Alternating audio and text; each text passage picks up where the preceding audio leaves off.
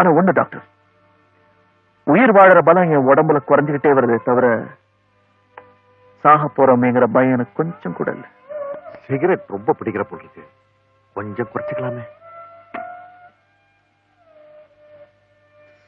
குறைச்சுக்கிட்டா குறைச்சிருவேன். ஏன்பா இப்படி எல்லாம் பேசுறேன்?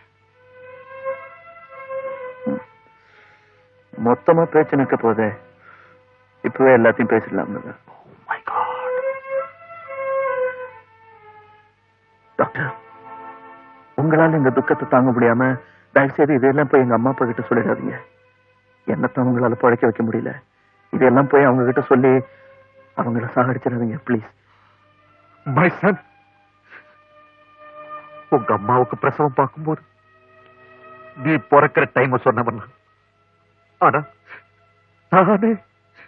நானே இப்ப நீ சாக போற டைமையும் சொல்லுவேன் எதிர்பார்க்கவே இல்லப்பா.